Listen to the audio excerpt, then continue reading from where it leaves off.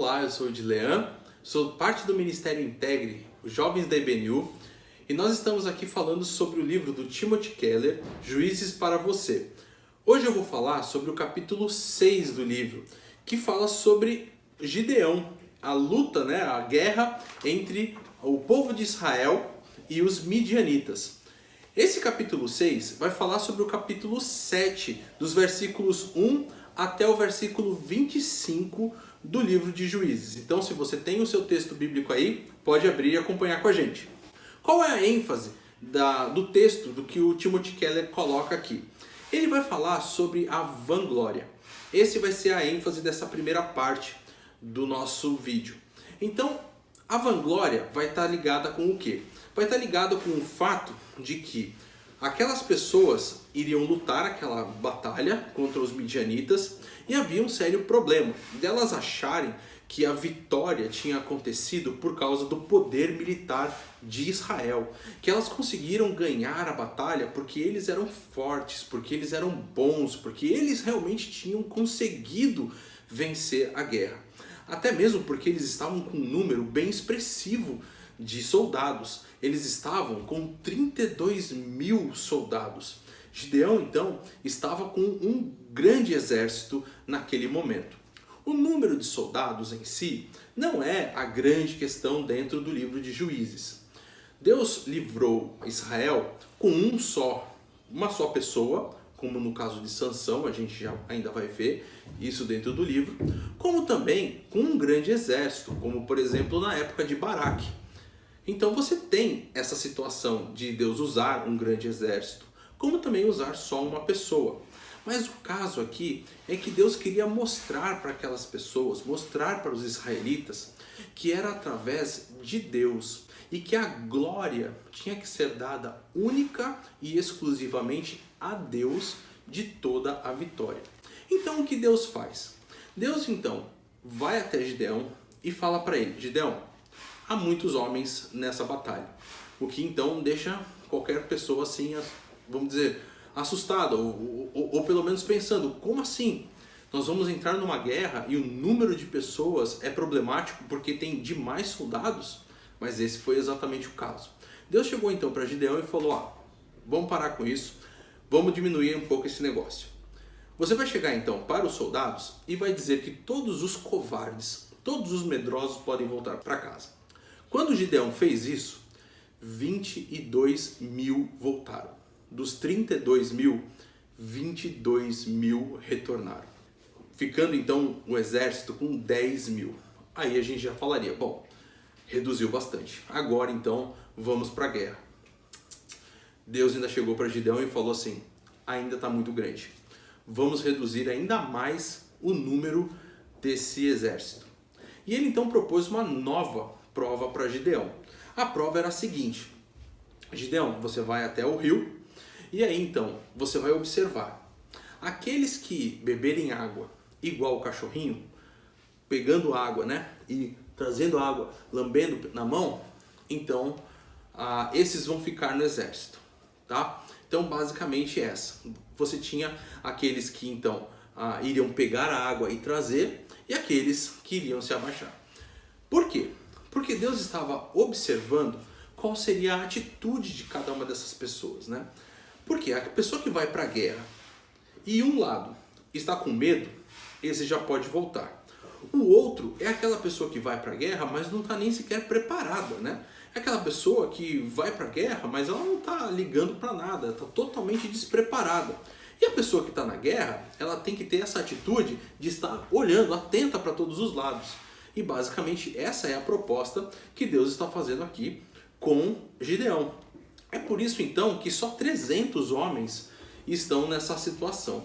E veja só então, daqueles 32 mil homens, só 300 homens são homens que realmente estão aptos para ir para a guerra, para lutar então essa batalha a favor dos israelitas.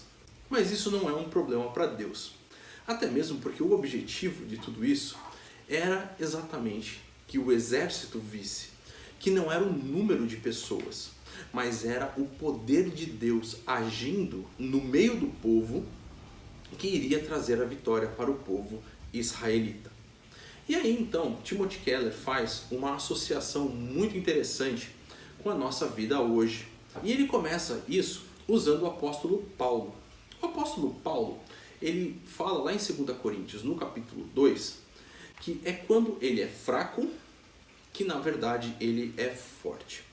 E essa situação de ser fraco e de então nessa situação da maior fraqueza mostrar o poder, a força, é porque a demonstração do poder de Deus ela é evidente nessa nossa fraqueza. Timothy Keller então ele vai demonstrar exatamente isso, porque ele fala que é Deus quem trabalha não só apesar da nossa fraqueza, mas por causa da nossa fraqueza. Deus então ele vai passar a agir nas nossas vidas pelo fato de que nós somos fracos. E ele sabe, porque foi ele que nos criou, ele que nos formou, ele sabe exatamente quem nós somos e o que nós necessitamos. E porque ele conhece as nossas fraquezas, ele sabe exatamente o que nós precisamos, a hora que nós precisamos e como nós precisamos. E esse é o grande ponto. E tudo isso é feito para quê? Para a grande glória majestosa de Deus. E Deus então tem que ser glorificado por tudo isso. Isso vai começar desde a nossa salvação. Como a nossa salvação ela vai então aparecer? Como?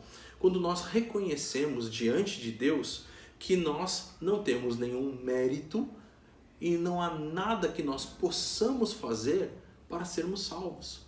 E aí então vem exatamente a graça redentora de Deus e a obra resgatadora de Jesus Cristo por nós na cruz e que faz toda a obra, que faz toda então a diferença e realmente nos salva. É somente através então da obra, da graça e da bondade de Deus que nós podemos ser salvos. Tudo então é para a glória de Deus. Tudo é através da força e da misericórdia de Deus. É quando somos fracos que somos fortes. É quando reconhecemos que nada temos, que nada somos e que carecemos totalmente de Deus, que então temos a possibilidade de sermos usados por Ele e de que Ele possa transformar e usar as nossas vidas. E nesse sentido, Timothy Keller então ele faz alguns desafios para a gente. Ele faz algumas perguntas para nos fazer pensar. E essas perguntas têm a ver exatamente com essa conexão entre aquilo que aconteceu com Gideão e seu exército e as nossas vidas hoje. E ele pergunta então, será que alguma vez Deus nos enfraqueceu ou Deus diminuiu um pouquinho a nossa força, como ele fez lá no caso de Gideão e seu exército, tirando aquilo que poderia parecer que era a nossa grande fortaleza ou o nosso grande número de soldados e que por causa desse grande número nós então estaríamos seguros para poder vencer a batalha. Mas ele fez isso exatamente para que nós pudéssemos olhar para ele como sendo o grande autor da nossa vitória, como sendo aquele que realmente merece a glória por tudo aquilo que tem acontecido na nossa vida. Será que muitas vezes nós temos olhado para Deus e reconhecido a salvação e reconhecido tudo aquilo que de precioso Ele tem nos dado, desde do sacrifício redentor do Seu Filho na cruz por nós, até mesmo a tudo aquilo que nós temos na nossa vida? E será que nós avaliamos os nossos corações continuamente diante de Deus em relação ao nosso pecado e o fato de que nós sabemos que não somos merecedores da graça, da misericórdia e até mesmo dessa paz e alegria que temos com Deus, mas nós temos através de Jesus Cristo? E nós então reconhecemos esse dom tão precioso que temos vindos do nosso Senhor e podemos ser gratos a Ele e podemos então dar toda essa glória que Ele realmente merece, porque Ele então tirou todo aquele enorme vão, aquele enorme gap que existia entre nós e Ele. Através de Jesus Cristo, aquele muro que nos separava e que era impossível de que nós nos chegássemos até o Pai, foi totalmente retirado. E hoje nós temos livre acesso a Deus. Eu espero que você possa ter sido abençoado através dessa reflexão. Semana que vem vamos continuar esse capítulo 7, né, o capítulo 6 do livro do Timothy Keller, falando ainda sobre essa batalha, e o capítulo 7 do livro de Juízes. Te vejo no próximo vídeo. Deus te abençoe.